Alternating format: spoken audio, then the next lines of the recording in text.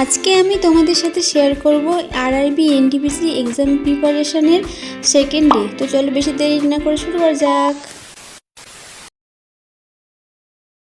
Hello guys, welcome back to my new study blog. আশা করছি তোমরা ভালো আছো এবং আমিও ভালো আছি এবং তোমাদের প্রিপারেশনও ঠিকঠাক চলছে। তো বেসিক্যালি আজকে ছিল রবিবার, তো আজকে তো টিউশন ছুটি ছিল, ওই জন্যে আজকে 7:20-র দিকে উঠেছিলাম। তো 7:30 হতে গেলে উঠেছিলাম, উঠে নিয়ে একটু বাইরের দিকে বেরিয়েছিলাম।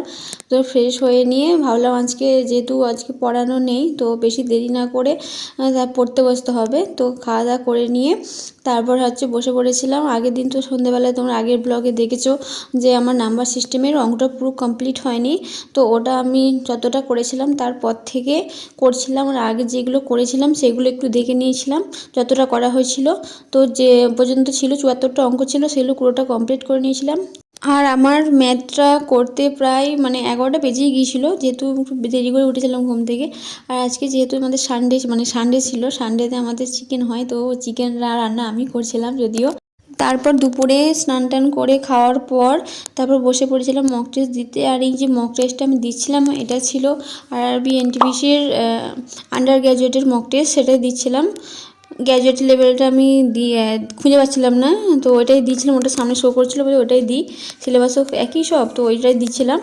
তো আমি তোমাদের সাথে আমি কিছু কোয়েশ্চেন শেয়ার করে দেবো স্ক্রিনে, তোমরা সেগুলো জেনে থাকলে কমেন্ট করার চেষ্টা করবে, উত্তর বলার চেষ্টা করবে। তো আমি মক টেস্টটা দিচ্ছিলাম, সেটা আবার 2টোর সময় বসেছিলাম মক টেস্ট দিতে।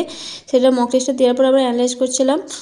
প্রায় এমনি তো মক টেস্ট হচ্ছে 90 মিনিট টাইম, তো সেই টাইমে করার পর করতে আমার 3:30-4 বেজে গেছিলো। দিয়ে তারপরে আমি আর কারেন্ট অ্যাফেয়ার্সের নোটসগুলো আমার যেহেতু আগে থেকে পিছিয়ে গেছিলাম, কারেন্ট অ্যাফেয়ার্স ফলো করতে পারিনি ডে বাই ডে, তো সেই জন্য বাকি ছিল সেগুলো কমপ্লিট করছিলাম, লিখছিলাম নোটগুলো আগের। আর যেগুলো বাকি ছিল পড়ার সেগুলো পড়ে নিচ্ছিলাম, মুখস্থ করছিলাম।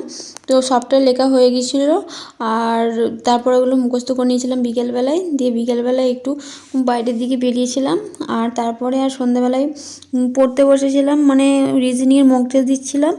আর এমনি GK mock test, sectional mock test যেগুলো সেগুলো দিচ্ছিলাম। আজকের স্টাডি ব্লগটা এই পর্যন্তই। কেমন হচ্ছে অবশ্যই কমেন্ট করে জানিও। দেখা হচ্ছে নেক্সট স্টাডি ব্লগে। আজকের মতো এখানে, বাই।